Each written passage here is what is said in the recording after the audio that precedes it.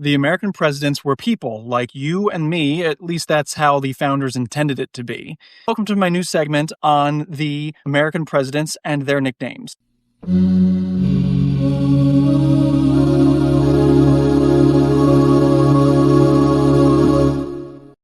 going to begin with our very first president, or at least our first president under the Constitution, George Washington.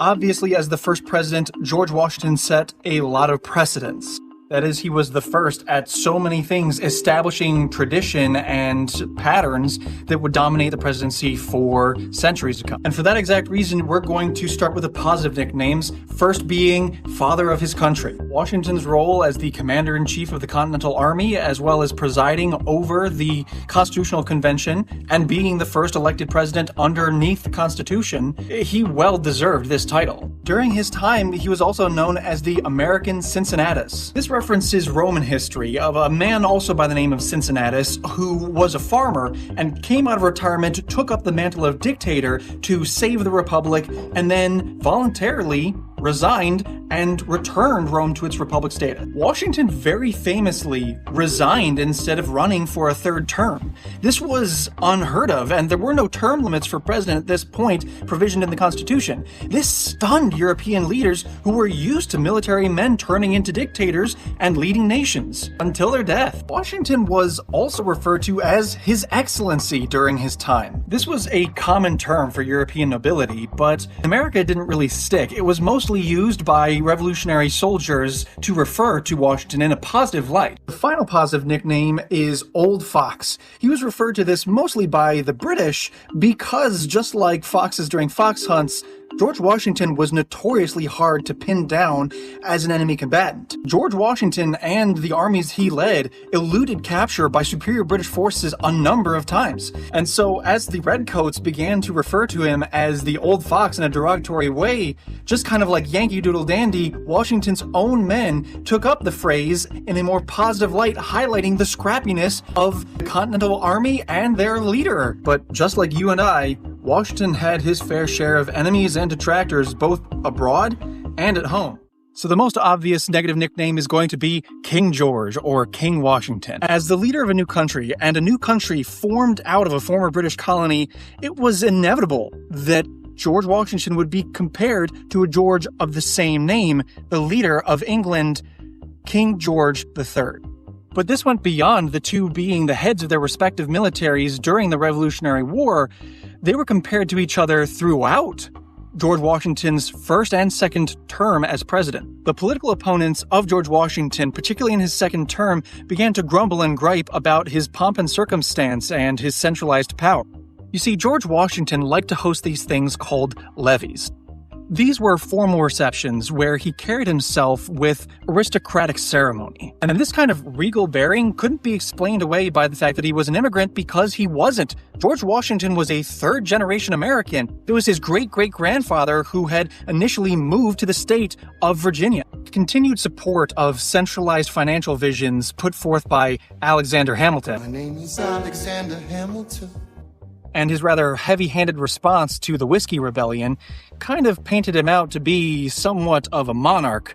And because of this, many of his political opponents feared that he would turn into a dictator. Now, of course, we have the benefit of hindsight, but calling George Washington King George must have seemed appropriate at the time. An even darker negative nickname for George Washington is Conocutorius, and I might have mispronounced that incorrectly because it is a Native American nickname given to him by the Seneca. This name is commonly translated as Town Destroyer and was first given to his great-grandfather, John Washington. You see, in the 1670s, when the British were really starting to ramp up their colonization efforts in what would become Virginia, John Washington participated in several violent struggles where many Native American villages were entirely massacred. This nickname was used for John Washington by the Susquehannock people, but why did it stick to his grandson? Well, in the pre-revolution era, during the conflict known as the French and Indian War, which really was just the American theater of the 7 Years' War, Washington participated in several attacks against Native American people. George Washington's clashes with Native peoples continued well into the American Revolution, particularly with the Sullivan Expedition of 1795. The name was likely revived and reapplied to George Washington when he ordered this expedition, a scorched earth campaign against the Haudenosaunee Confederacy that had mostly allied themselves with the British during that war. We have evidence that not only did George Washington know about the use of this nickname, he encouraged it. There's a signed letter from George Washington to the leaders of the Haudenosaunee Confederacy where he lists himself under the name Conocotorius. To the native leaders, this negative nickname symbolized destruction, cultural annihilation, and Washington's true ruthlessness. This nickname wasn't just another battlefield epithet, it was a symbol of moral condemnation by the native peoples. You see, this is why it's important to remember the duality of man and recognize the fact that our founders were people. Good and bad both within them. The last nickname returns to a little bit of levity. A more obscure nickname used in his early career was the stepchild of fortune. Washington's early military career was disastrous, particularly the event in which his unit was massacred and started the French and Indian War and caused the 7-Year War to spill over to an entirely new continent. Not only that, but during the early Revolutionary War, the Continental Army suffered loss after loss after loss, and it looked like the British were going to win until a series of key turnaround battles where Washington really showed his success. So, perhaps he was a true stepchild of fortune. Today, we're going to be talking about number 2, John Adams. John Adams?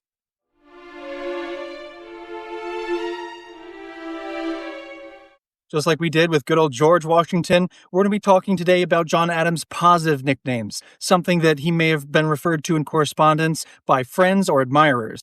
And we're going to start off strong with many calling John Adams the Atlas of Independence. What a nickname. It's widely known that Thomas Jefferson wrote the Declaration of Independence, but what's sometimes lesser well known is John Adams almost forcing him to do it. Adams was a fiery orator who persuaded many moderates to support his cause, basically bullying Congress into supporting the Declaration of Independence. Good God, consider yourselves fortunate that you have John Adams to abuse, for no sane man would tolerate it. His colleagues were known to say that Adams supported the document like Atlas supported the heavens. Moving right along to nickname number 2, he was also referred to as the Duke of Braintree. Now known as Quincy, Massachusetts, Braintree, Massachusetts was Adams' hometown, and this nickname started off as a little dig at how proud Adams was of his New England lineage. But this nickname also reflected respect, seeing Adams as a Yankee lawyer and even a bit aristocratic despite his anti-royal principles. And finally, number 3, he was hailed as the Man of Revolution. This nickname was primarily used by the press and admirers because even after the American Revolution, John Adams still served as an ambassador of these newborn United States, an ambassador to France, and his efforts with diplomacy when it came to the Treaty of Paris in 1783 kind of built this revolutionary halo about him. While Washington was well known as the father of our country, it was really Adams who kind of was the architect and gave independence some teeth. Though he was respected, Adams was famously, or rather infamously, not a charming man, and such a passionate orator had many enemies. One of the earliest satirical jabs against our second president came from his political opponents in the 1790s. If you lived during the era of his presidency and you wanted to insult John Adams, you would call him his rotundity. This was definitely in part because of John Adams' short and stocky stature and, well, being rather on the heftier side for his time, but also his political inclinations. Sit down, John, you fat mother! You see, during the early days of the executive branch, as titles were being figured out and certain aspects of the presidency were being written down, John Adams proposed that there should be a greater title for the head exec of the United States other than President of the United States. John Adams and those allied with him proposed the idea of the true name of the executive being His Majesty, the President of the United States. This, in combination with his desire to have the president referred to as His Highness, gave his political opponents, the Jeffersonians and Republicans at that time, ammunition to paint him as kind of out of touch with traditional American values. So as president, John kind of brought this on himself by giving his political opponents ammunition not only in his weight category, but his pompous puffery. This kind of folds on into number 2, where he was called the monarchist. As the new nation was coming together and became more politically recognizable to the governmental structure that we know today, John Adams rather rigorously defended British constitutionalism.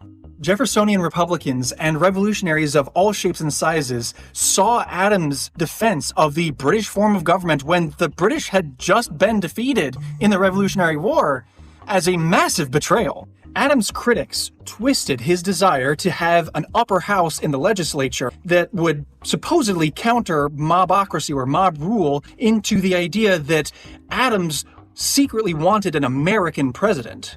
And this issue would dog him throughout his tenure. They want to make that man the king of America. And finally, for all his political strategy and his contributions to winning the Revolutionary War on the diplomacy side, Adams would still be mocked as the blunderer. When it came to his diplomatic efforts after the Revolutionary War, Adams was unfortunately ham-fisted. With the XYZ affair and the passage of the Alien and Sedition Acts, Adams made a great number of enemies, both foreign and domestic. In fact, he just barely avoided a war with France, a nation that had helped us win the Revolutionary War not a decade before. Even in his own correspondence, Adams admitted that he himself didn't believe he was a smooth political operator. His bluntness often made unnecessary enemies. So there you have it. Adams' penchant to become prickly, pompous, and paranoid during his presidency gave his political enemies some serious ammunition to come up with some banger nicknames for him. And today, we're going to move on to number 3, Thomas Jefferson. And we're going to talk about his positive nicknames.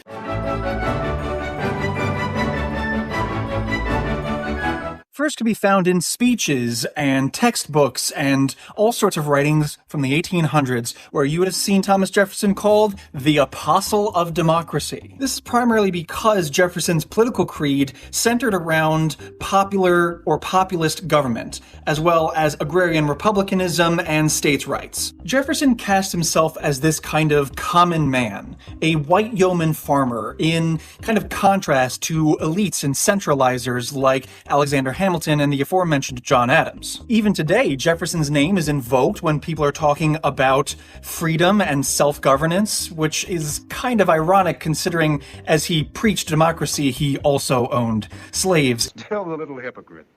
Something that his critics hammered on throughout his career. Moving on to after his retirement, Jefferson was referred to as the Sage of Monticello. This is because after his term as president, he withdrew to his estate in Virginia, also known as Monticello. This name of sage kind of accurately portrays Jefferson as this philosopher-statesman as he retired to Monticello, his home becoming this Enlightenment ideal. His home in Monticello became a kind of intellectual shrine with books, peculiar inventions, and all sorts of things scattered round. As such, this nickname emphasizes Jefferson's role as the American philosopher king, albeit without a crown. And of course, no list of positive nicknames about our third president would be complete without the nickname Author of the Declaration. Jefferson himself insisted that this epitaph be inscribed on his gravestone. You see, even in his time, Jefferson's way with words was legendary. He was only 33 years old when he wrote the Declaration of Independence. You write 10 times better than any man in Congress. This feat, let alone all his other political writings, immortalized the man as the voice of freedom and natural liberty for centuries to come. This nickname, arguably more than the others, is the one that is the most enduring. This is because it ties Thomas Jefferson to America's founding creed of freedom and independence. Alas, Jefferson didn't always live up to this founding creed, and he had plenty of negative nicknames that stuck with him both during and after his tenure as president. So today, we're going to cover 3 of Thomas Jefferson's most popular negative nicknames. And we're going to jump in here real quick with a first biting insult. A negative nickname for Thomas Jefferson would have been Long Tom. This was a jab at Jefferson's tall and lanky stature. He stood nearly 6'2", which was gigantic for his era. And he didn't help himself very much. From what we know of historical accounts, he carried himself with this awkward, shambling gait that his political opponents seized on. And as I highlighted in a previous episode, he kind of made this kind of physical teasing fair game. He and his anti-federalist friends were quick on the draw to make fun of their opponent's physical stature, especially John Adams. Sit down, John, you fat mother... But this nickname wasn't just about his physical stature. Those who didn't like him considered him slippery, aloof, and cold in conversations, rarely showing his true thoughts and intentions. So Jefferson's opponents of all shapes and sizes used the nickname Long Tom to make fun of both his body and his persona. Yeah, the next nickname I'm not going to say out loud, for good reasons, because this is it. This was a controversial nickname even in its time. It was thrown at Jefferson because of his support of the 3/5 Compromise. The 3/5 Compromise is an ugly deal that was made in 1787 to ostensibly prevent a civil war, which would end up happening a century later anyways for this very reason. States in the South during this time raised the issue that they believed they had inadequate political representation in Congress and the presidency, and a deal was reached to count 3/5 of a slave state's population of enslaved people when it came to population calculations for political representation. I could definitely get more into the weeds on this. Get on with it! But suffice it to say, Jefferson's association with it and support of it, and the fact that it pretty much guaranteed his election to the presidency, was illegitimate because it was propped up by a system that he supposedly claimed to hate when he wrote the phrase, "all men are created equal." Do you or do you not hold that the precept that all men are created equal is meant literally? And finally, we have the nickname Mad Tom. It's a well-known historical fact that Jefferson was an avid Francophile. He loved France and its culture, and he spent a great deal of time there after the American Revolution. But that adoration continued even as the French Revolution spiraled into what we now know as the Reign of Terror. Jefferson famously wrote that he would rather see the earth drenched in blood than liberty die. He wrote that, quote, "The tree of liberty must from time to time be refreshed by the blood of patriots and tyrants." His political enemies and those across the nation used this to paint him as a dangerous, radical man who wanted to bring the guillotines to America. Now, this nickname faded after he governed as president and proved to be very, very moderate, very middle of the road, but it was a very potent smear in its time. So you see, those who wanted to defame Thomas Jefferson had quite the repertoire of insults at their disposal, and in fact there were several, including atheist and the philosopher, several others that I didn't cover in this video. If you want a longer video, let me know in the comments. I'm Teddy Ebby, and this has been the 3 most popular negative nicknames of our 3rd U.S. President, Thomas Jefferson. Join me next time when we talk about our 4th U.S. President, James Madison, and his 3 most popular positive nicknames.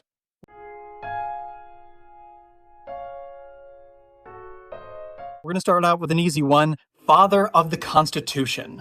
This one is kind of a no-brainer. After the Articles of Confederation, the first documents to govern the United States, after they failed, James Madison was a key member of the Constitutional Convention, deciding on the specifics of the Constitution, which would eventually come to shape our nation. But there's a little bit more to it than that. Madison came to Philadelphia, to the Constitutional Convention, with plans in mind. He was a strong proponent of the Virginia Plan, something that would eventually push the Constitution through deadlock. He and his political allies built a blueprint that would create a federal government that was strong and centralized, but not overly so. On his own, he is a huge person that we have to thank for the checks and balances that keep the modern United States government in check. Not only that, but during the Constitutional Convention, he took exhaustive notes, writing about what was being said in So all in all, he had a huge hand in the writing of the Constitution and even later wrote the Federalist Papers in order to help to defend the document against political disagreements. The second nickname is even more interesting. He was also known to his friends as Little Jemmy. Now, you would think that this was built out of a negative nickname, and that is somewhat true. Madison's enemies would also seize upon this nickname, but a majority of it was used positively. This is because James Madison was small. He was lightly built and only 5'4", but compared to both the political and statuesque giants of the day, like Washington and Jefferson, both standing over 6 feet tall, and John Adams being such a firebrand that it made up for any shortness on his part, friends and allies used this nickname affectionately to emphasize his quiet brilliance. You see, Madison might have been bookish and soft-spoken, but he wielded enormous political clout behind the scenes. It was his friends, allies, and later historians who would recognize this and use that nickname of Little Jemmy. And last but not least, he's also known as the father of political parties. It's a commonly touted fact that in his farewell address, George Washington advised against the creation of political parties. There's a little bit more nuance to this, but James Madison was integral in the creation of the first political parties in the United States. So initially, with the Articles of Confederation in tatters, and the United States of America born from 13 colonies, now on the brink of another revolution, Madison worked with Federalists like Hamilton and Adams to push the Constitution through. But the Constitution wasn't enough for Hamilton and his Federalist allies. Has never been satisfied. And Madison began to push back against initiatives like the formation of the National Bank. And that led him to ally himself with Thomas Jefferson and form a coalition to fight against a coalition that would eventually become political parties. These were the Federalists and the Anti-Federalists, or the Federalists and the Democratic Republicans. These arguments of a government that is big or small, centralized or localized, rural and agrarian or urban and city-like, have pervaded U.S. politics ever since, for over 200 years. Are you a Democrat or Republican up there? So you can see that James Madison thoroughly deserves the title of the father of political parties. Now this definitely feels a little blasphemous. The Constitution, one of James Madison's crowning achievements, was signed today, September 17th, 1787, 238 years ago.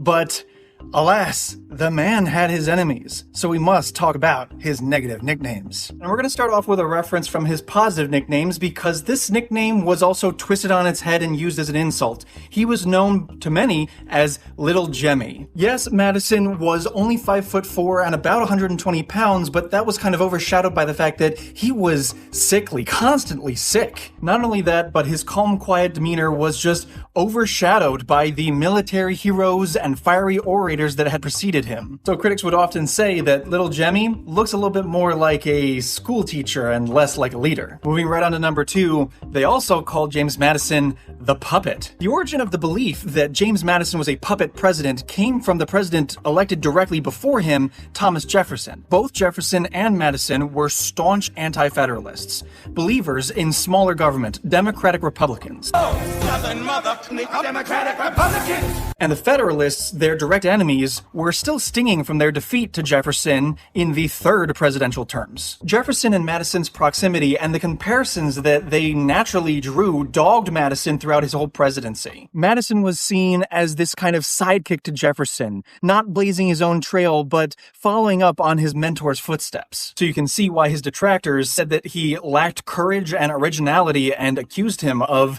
riding into the presidency on Jefferson's coattails. And the last negative nickname that we're going to throw at this founding father is a little bit less well known. He was also insulted as Jemmy the Junto. In the late 1700s and early 1800s, a junto was a slang term for a political or military cabal, a shadowy organization interested in taking control of the government. You don't think that the lizard people are behind the shadow government? Madison's alliance with Jefferson to form the Democratic Republican Party, as well as dragging the fledgling United States into the War of 1812, gave enemies ammunition to accuse Madison reputation of being a backroom partisan dealmaker. All of these nicknames were meant to sully his reputation as this practical philosopher and instead paint him as this short, sickly, conniving manipulator. So there you have it. The negative nicknames for the 4th U.S. President, James Madison. I promise, he wasn't all bad. Please go back and watch the video about his positive nicknames because that man did a lot for the United States. Look back at the Bill of Rights, which I wrote.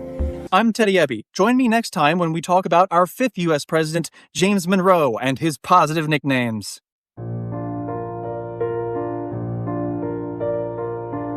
We're going to start off things simple with his first positive nickname being the last founding father. James Monroe was born in 1758, just before the heap of revolutionary fervor and the signing of the Declaration of Independence. By the time he ascended to the presidency, most of the other founding fathers had left James Monroe either by passing away or moving on to other projects. Not only that, but he was the last U.S. president to serve in the Revolutionary War, where he attained the rank of major. Well, I know that, Major, sir. So after him, both militarily and politically, the founding fathers are gone from the line of the presidency. They're gone? In history, he's seen as this kind of bridge character in between the founding fathers and the presidents that would follow, so he really is kind of the last founding father. Moving right on to number 2, he was also known as the Era of Good Feelings president. His election in 1817 followed the end of the War of 1812 and a period of political instability in the United States, not to mention the partisan rhetoric between the Federalists and the Anti-Federalists, or the Democratic Republicans, seemed to calm down in this period, and the nation had begun to unite. The fledgling country's economy was booming. People were optimistic. What an economic boom, Kaminsky. Not only that, but Monroe was a whiz kid when it came to foreign policy, acquiring Florida from the Spanish Empire. While the question of slavery still did persist throughout his presidency, it was kind of overshadowed by this general feeling of goodness, an era of good feelings. If you were white, male, and a landowner. This all culminates in nickname number 3, the Monroe Doctrine Man. The Monroe Doctrine enshrined James's place in the league of presidents with foreign policy excellence. The United States had come out of the War of 1812 battered and bruised, and across the ocean, James Monroe, John Quincy Adams, and Jefferson looked at Europe licking their chops, ready to take a bite. That poor man, they're going to eat him alive. Through a series of foreign policy declarations, James Monroe and his allies made it clear to the leading powers in Europe that in exchange for not meddling in European affairs, the United States expected that European powers would cease their attempts to further colonize the New World. In a sense, right or wrong, James Monroe took a stand and basically said, this Western Hemisphere is our sphere of influence, an American sphere of influence. And in a few short steps, James Monroe pushed the fledgling United States onto the world stage. And the European powers? They listened. To an extent. This would serve as the pitch of U.S. interventionism in the entire rest of the world. He said this brutish and hypocritical American intervention will not go unanswered. So this singular nickname, born from this singular action, would set up presidents down the line from Monroe up with their own positive and negative nicknames, sometimes informed by their own attempts at U.S. interventionism. Jumping right into a geographical negative nickname, he is often referred as the last of the Virginians. This is because Monroe was seen as the tail end of the so-called Virginian dynasty. Excluding John Adams, it went Washington, Jefferson, Madison, and now Monroe, another wealthy elite Virginia planter. This business needs a Virginian. Americans from the North and the newly minted West complained about the Virginian stranglehold on the presidency, and this nickname was often spoken as, thank God, the last of the Virginians. While we are moving on from regional digs, the next negative nickname also harkens to Monroe's past. He was often ridiculed as being Jefferson's errand boy. You see, Monroe suffered similarly to Madison, his predecessor, in that they were both dominated by Thomas Jefferson's influence. Kinda difficult to play second fiddle to the man who wrote the very Declaration of Independence. I always got a great kick out of that part of the Declaration of Independence. But this hit Monroe particularly hard because he was one of the younger founding fathers. Federalists sneered at Monroe, saying he was dispatched hither and thither on Jefferson's will, having to do very little of his own independent thinking. Thank goodness for the Monroe Doctrine, otherwise he may have been relegated to this nickname for eternity in history. And finally, a nickname that was kind of a dud. He was also called the mediocre man. Monroe had the benefit of an extremely stable presidency with economic booms, Europe too busy with their infighting, as well as the question of the legality of slavery being kicked down the road by Jefferson's 3/5 compromise. As such, with a profound lack of crises, James Monroe was accused of just being mediocre. And perhaps he was, but he was the best man for the job at the time. But that's enough about Monroe.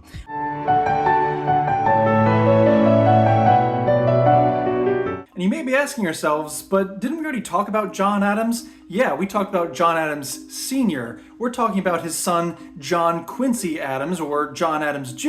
No, silly, it's his son. So here we are encountering our first father-son duo of the presidency, not to be repeated until George Herbert Walker Bush and George Bush Jr. So without further ado, John Quincy Adams' most used positive nickname was Old Man Eloquent. Ironically, this nickname actually comes for his career that took place after his term in the presidency. After his term in the White House, John Quincy Adams didn't retire and go home. He returned to the People's House, the House of Representatives. Just like his father, John Quincy Adams was known for his fiery speeches and his passionate oration. He was also well known for being a huge abolitionist, a proponent against the expansion of slavery. His speeches on the floor of the House of Representatives were some of the most well-written ever to be spoken in that hallowed hall. People don't talk that way anymore. But what he spoke about was what really earned him positive nickname number 2, the Hellhound of Abolition. Perhaps even more than his father, John Quincy Adams was vehemently anti-slavery. Today's subject, slavery. And he held the nation's highest office in a time when Southern plantation owners held an enormous amount of political clout. He inspired his abolitionist allies when he fought against a parliamentary procedure known as the gag rule, which prevented members of Congress from even talking about petitions that would impact slavery. Both during his presidency and after, he stood as a symbol of moral courage against overwhelming opposition. And this nickname framed him as this relentless, almost dogged defender of liberty. And this fits in nicely with his third and final popular positive nickname, the Man of Purity. You see, Quincy Adams was known for his integrity. Even his most fierce political enemies wouldn't have a leg to stand on if they had accused him of any sort of impropriety. His frugal, often austere lifestyle and refusal to bend to the will of any of the political machines or parties that were abound during his time earned him this respectable title. It was just too much of a goody two-shoes for him. So it's easy to see that John Quincy Adams was a rare man in DC politics even then. He was a principled man who wouldn't compromise his beliefs. But rarely do one's enemies only result to slinging truths at you when coming up with insults. And the same is true for the enemies of John Quincy Adams. So today we're going to go over the 3 most popular negative nicknames for John Quincy Adams. And we're going to start off with a real zinger. His enemies often called him the Pimp of the Presidency. Pimp?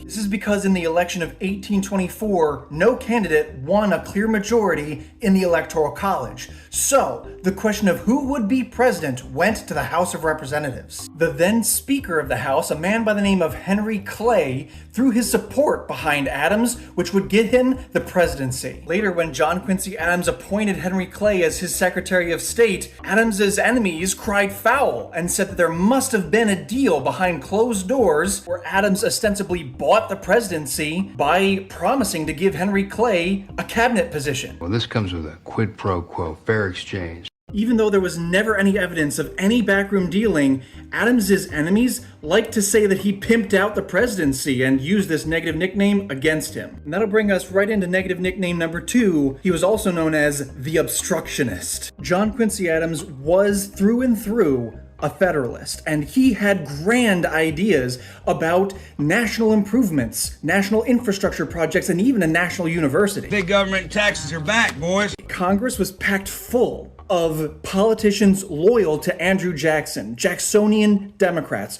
who opposed these measures because they saw them as overreaches of federal power. They opposed Quincy Adams at every opportunity, and John didn't help himself when he refused to cooperate with them. I will not cooperate.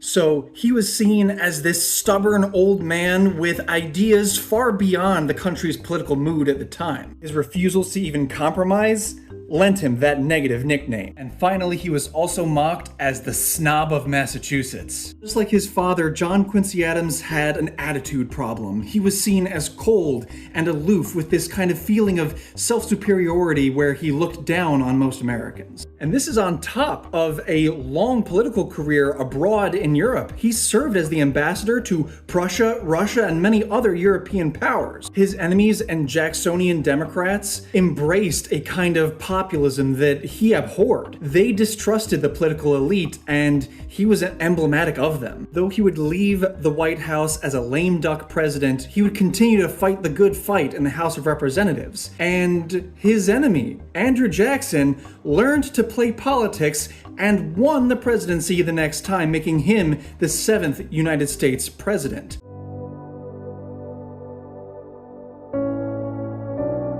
And while we're going to be talking about his positive nicknames, it's somewhat difficult to narrow down the list because Andrew Jackson is one of the most nicknamed presidents in U.S. history. They all have their little nicknames, but I prefer to use the names their parents gave them.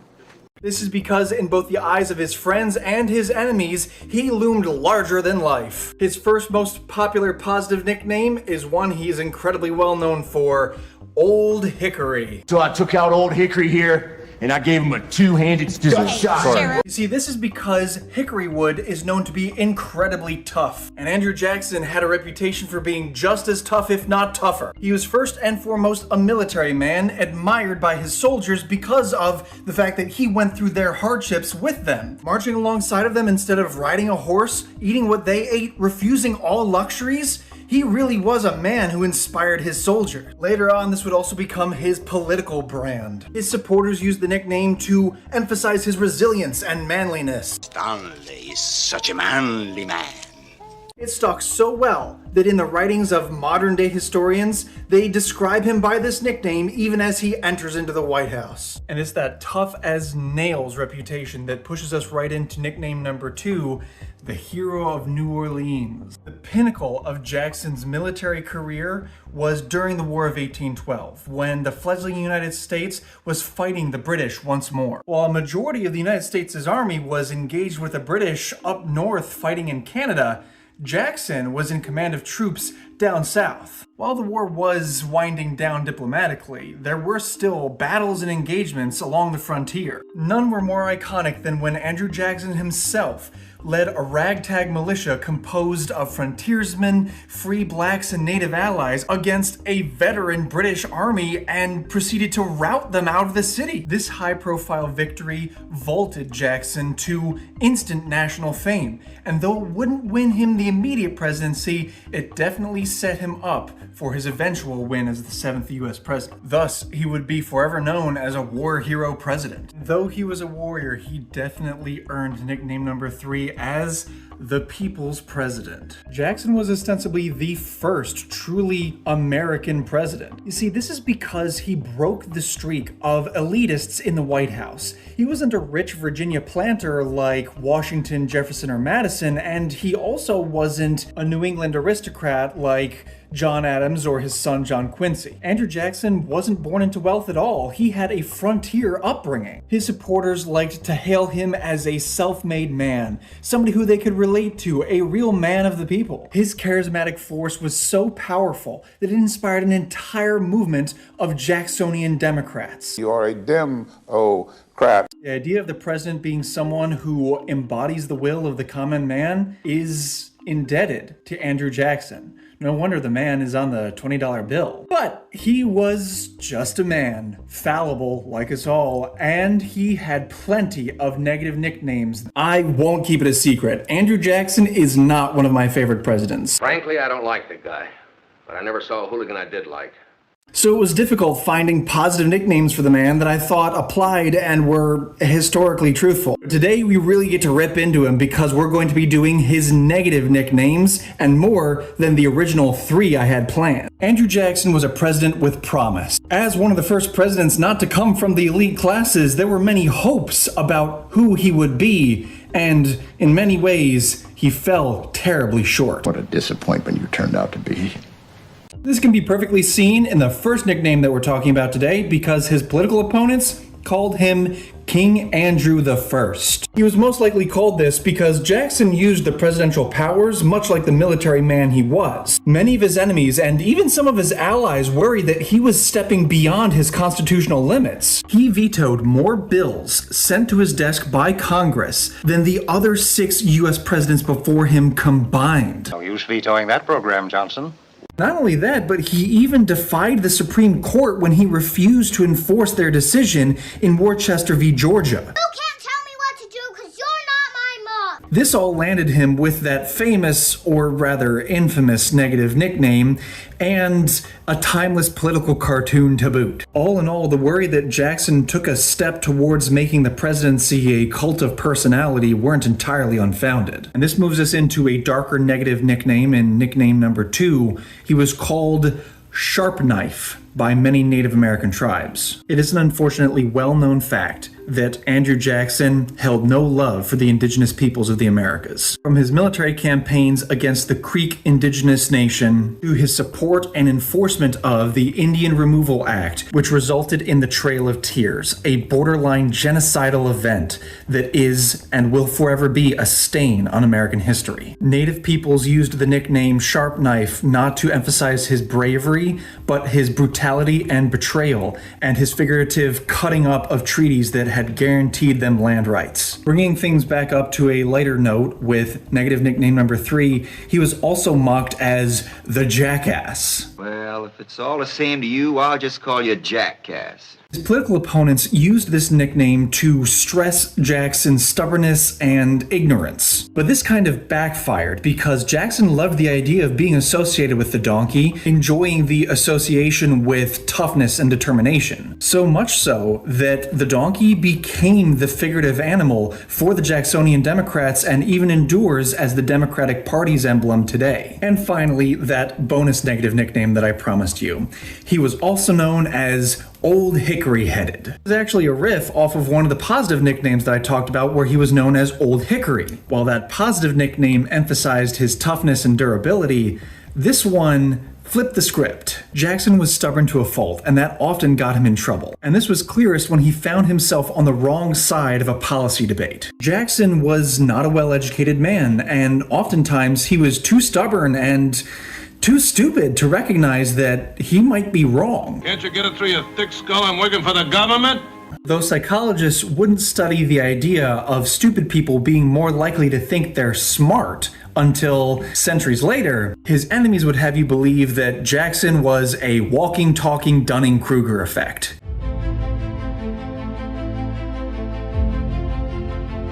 This time, we're going to be talking about President number 8, his successor, Martin Van Buren, and his 3 most popular positive nicknames. Now, interestingly enough, Martin Van Buren is one of those presidents whose reputation has gone from good to bad to good to bad throughout history. Look, there's good and bad to everybody, right? Most of his positive nicknames come from the fact that he was a smooth political operator, and that's the case with nickname number 1. People called Martin Van Buren the Little Magician. While yes, this nickname does reference the fact that Martin Van Buren was one of the shorter presidents at 5'6". I never met a short man that stayed nice all the way through. More focuses on the fact that he had uncanny ability to manage people and organize alliances. The nickname really accentuates his ability to calm the political chaos of his era and pull victories seemingly out of thin air. This nickname had him hailed as a brilliant, almost magical political strategist. He was the perfect hand-picked successor to Andrew Jackson, turning Jackson's momentary populist movement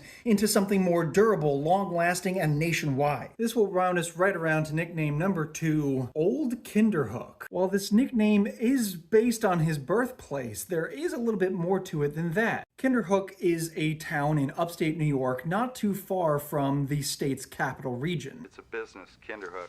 New York. Van Buren was massively popular in his home state, particularly rural regions, where they referred to him as Old Kinderhook. And it's even believed, though hotly debated, that the nickname Old Kinderhook was shortened to OK. There is evidence, although it is slightly shaky, that the modern term OK originates from a slogan in his 1840 re-election campaign, which was "Vote for OK." That nickname might have resonated with salt-of-the-earth upstate New Yorkers so much so that it's made its own mark in history. Which brings us into the third and final positive nickname for Martin Van Buren. He's known as the Builder. After the near collapse of the Anti-Federalist Party morphing into the Democratic-Republican Party, Van Buren was instrumental in pulling back together the shattered coalition that these two parties left. He recognized and believed that political parties aren't necessarily dangerous factions to be avoided, but instead are essential structures for representing the will of the people in a democratic society. Oh no, I'm not brave enough for politics.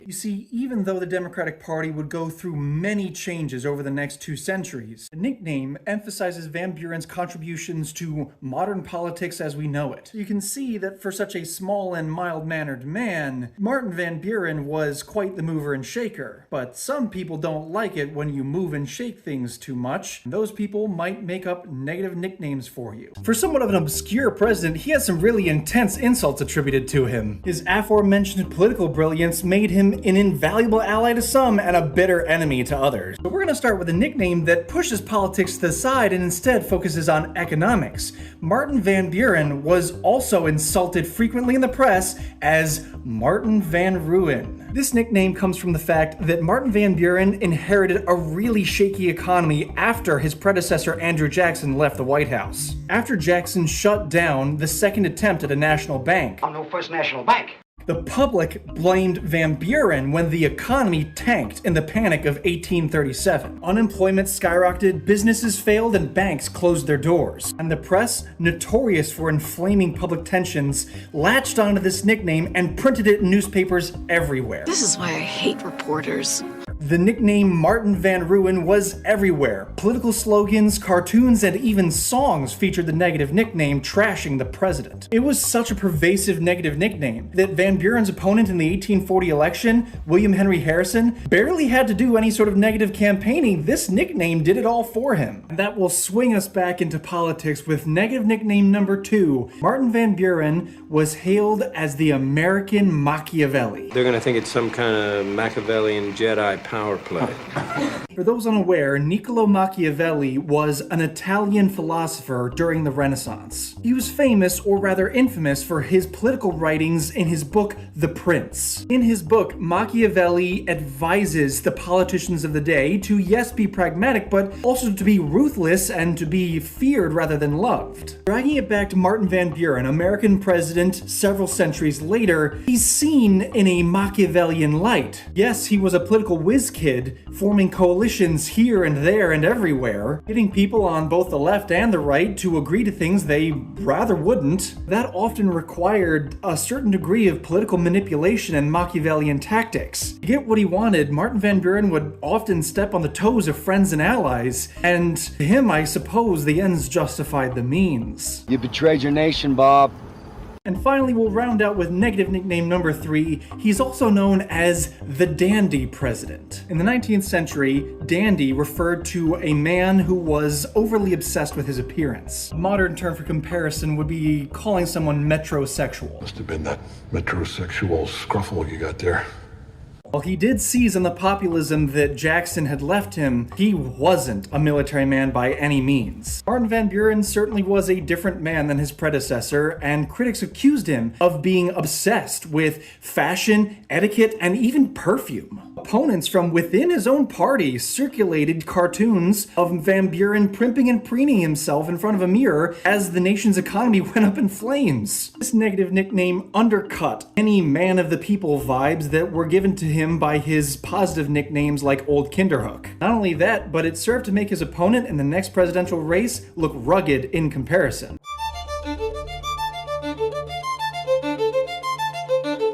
But today, we're going to cover the positive nicknames of the man with the shortest presidential term in U.S. history, President number 9, William Henry Harrison. William Henry Harrison is the shortest serving president because of a fateful mistake he made regarding his presidential address. After a grueling election campaign that must have left him exhausted, Harrison made the ill-informed decision not to wear a hat or coat or any warm clothing at all as he gave a 2-hour inaugural address in the freezing rain in early March. Just weeks later, he would be the first man to die while President of the United States. So we can all learn from William Henry Harrison to wear our coats and wash our hands so we have better immune systems.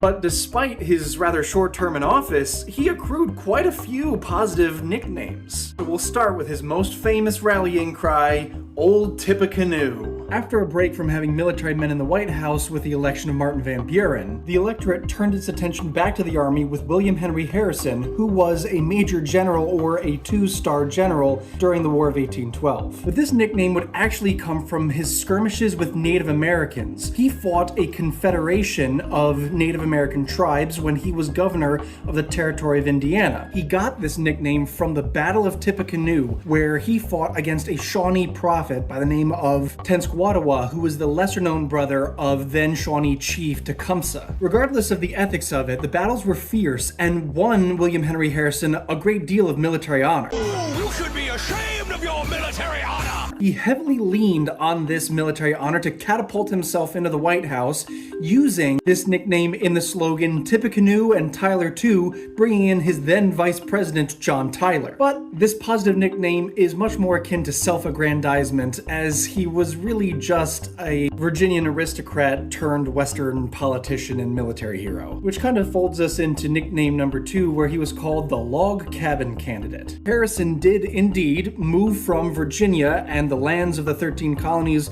much more well settled, out west to these new territories that were wild and undiscovered. Harrison's supporters used this positive nickname to reframe him as this kind of cider-drinking, log cabin dwelling frontiersman. And I'll digress. It did take some guts to move from the well-established eastern coast out into the Midwest, even if you were a wealthy aristocrat with means. Yeah, you look like, just like a rich cowboy who came riding in off the farm. And this not quite true positive nickname is a great example of early instances of mass political branding, which will round us out into nickname number 3. Just like his predecessor 2 presidents before him, Andrew Jackson, he was referred to as the People's President. Harrison's presidential campaign is known in political science history for its mass rallies, songs, banners, slogans, and even infiltration into modern-day language. Harrison just had this populist energy about him. I'm a plain man of the people. An energy that would unfortunately fade after one of these famous speeches in the rain caused him to fall ill and die. And though they wouldn't have more than a few weeks to insult him in office, Harrison picked up his fair share of negative nicknames. And even though he only served 32 days in office, he also accrued his fair share of negative nicknames, things that people would have called him to make fun of him. So today, we're going to talk about those 3 most popular negative nicknames. Without further ado, we're going to call attention to perhaps my favorite negative nickname used for a president so far. William Henry Harrison was often mocked as Old Granny Harrison. Harrison had already reached the ripe old age of 68 when he ran for the presidency in 1840. He's an old man now. Nowadays, that might not seem that old, with sitting President Donald Trump being 79 years old, and his predecessor, former President Joe Biden, turning 82 at the time of this filming. But you gotta remember, this was nearly 200 years ago, and William Henry Harrison at 68 was the oldest man who had ever run for the presidency, and that record wouldn't be broken again until Ronald Reagan. I will not make age an issue of this campaign. I am not going to exploit, for political purposes, my opponent's youth and inexperience.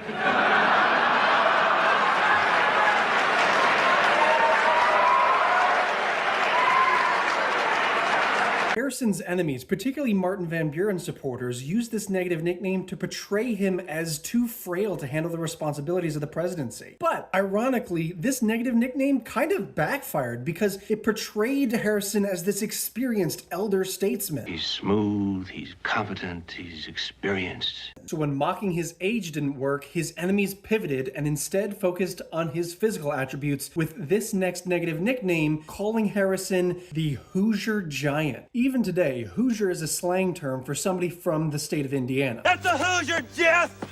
After he moved from the politically crowded and complicated East out to the frontier of Indiana, Harrison became a giant of a force in frontier politics. Critics tried to use this frontiersman politician persona that Harrison had cultivated about himself to present the man as unsophisticated and unfit for office. We might seem like small-town, unsophisticated people to you, but we've got our pride. But again, being a man who moved from the East to settle the West, this negative nickname kind of fell flat. This wasn't so with the third and final negative nickname, where he was called the Puppet of the Whigs. Now, this isn't wigs as in the hair that you wear on your head. This is wigs as in the political party. Whig Party was a very short-lived political party that stood in opposition to the Democrats in the mid-1800s. They stood in strong opposition to the Jacksonian Democrats, who, while they preferred a smaller government, loved a domineering head of state in Andrew Jackson, a very powerful president. The Whigs, they preferred American power be centralized in the lawmakers in Congress instead. On behalf of the great and incorruptible Whig Party, God bless it. So they made sure that the candidate they put their support behind, William Henry Harrison, was loyal to them. Harrison's critics said that he was far too beholden to the party and that he would just go along with whatever the leaders in Congress said. But unfortunately, he wouldn't live long enough for us to know whether he had the courage to chart his own course. Previously stated, he would die only 32 days into office, and he would be succeeded by the president we're going to be talking about next time, John Tyler, his vice president and the 10th president of the United States.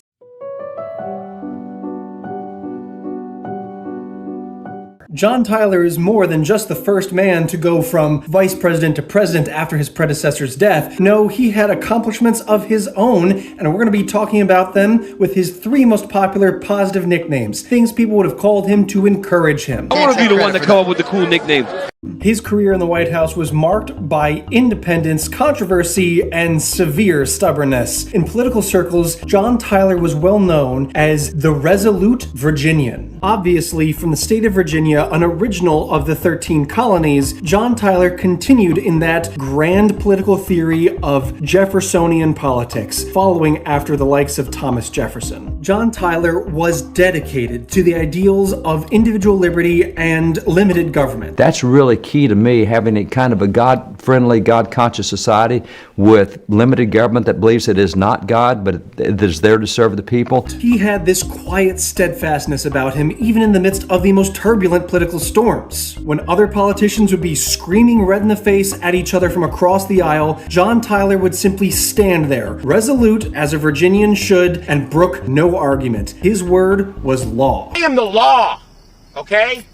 His leadership and devotion would link his legacy with the likes of Washington, Madison, Monroe, and Jefferson. Truly, John Tyler earned his place in history in the League of Virginian Presidents. Virginians! And we can't move on without addressing the elephant in the room. John Tyler was the first man to succeed someone already seated in the presidential office. And thus, he was called the well-earned nickname, the father of presidential succession. As the first president to succeed a president, John Tyler set many precedents, or the first orders of doing things. He's looking for some sort of legal precedent that I'm not sure exists. But you see, at that point, the Constitution offered no explicit guidance on whether in the death of a president, the vice president became the president or acted as one. There were lawmakers in Congress who were calling for a new presidential election just 2 months after the last one had been sworn into office. But once again, John Tyler stood resolute and asserted his right to ascend to the presidency. And because of this, every transition from vice president to president has followed this Tyler precedent. Whether on purpose or not, John Tyler set set up a cornerstone of American continuity of government. And with that, he earned this nickname and some well-deserved respect. And finally, another bit of controversy in nickname number 3, where John Tyler was referred to as the annexation president. You see, just before he left office in 1845, John Tyler successfully negotiated the annexation of what would become the state of Texas. This was controversial because his own political party, the Whigs, were against any sort of manifest destiny or westward expansion. But John Tyler saw the political wisdom in bringing the Republic of Texas into the fold. He pushed hard for annexation, and despite the fact that it caused a rift between him and his party, he won this moniker of the annexation president, along with geopolitical clout and the geography that is Texas. The sign said, "Don't mess with Texas."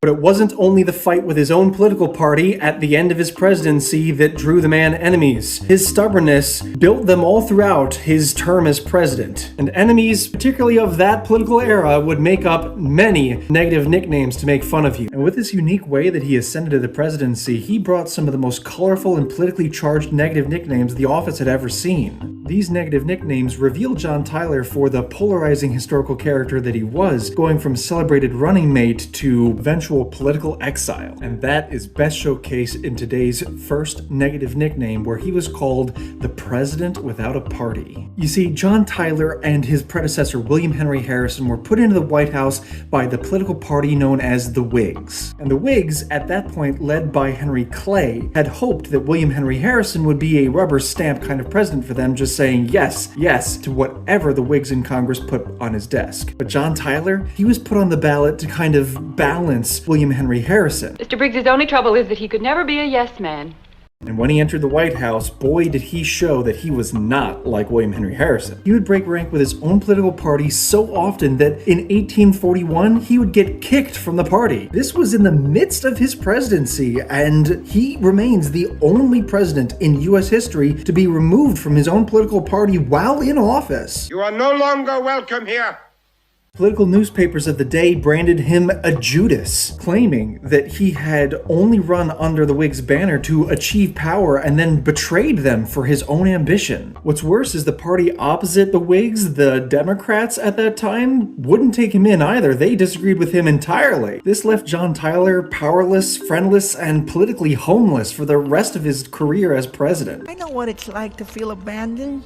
Calling John Tyler the president without a party wasn't inaccurate at all, and it showed that a man who stood alone wasn't necessarily standing alone because it was principled, but instead because he was crippled. Politically, that is. But the reason why the Whigs kicked him out brings us into nickname number 2, where John Tyler was well known as the veto president. We previously talked about Andrew Jackson and how he used the veto power indiscriminately. John Tyler would come dangerously close to unseating Jackson's record, only vetoing 2 less bills than the man. And importantly, John Tyler lacked Jackson's public mandate and charisma. I've been told I have no charisma. Exactly. So critics accused him of using the veto power for personal rather than philosophical reasons. This nickname really showcases the stubbornness that defined John Tyler's presidency. His critics made up these negative nicknames because they believed that his reliance on the veto power showed that he led by rejection and not by leadership. And finally, those same critics would literally belittle John Tyler by nicknaming him his Little Excellency. There were a lot of negative effects born from the fact that John Tyler had to time and time again defend what he believed was his right to ascend to the presidency. His constant assertions that he belonged in the White House were all too easy to misconstrue as him being vain and pompous. Couple that with the fact that John Tyler had that kind of aristocratic bearing that many Virginian gentlemen had at the time. And this was all distilled down by his detractors who believed that he was a self-important, self-aggrandizing small man playing at king. I am the king!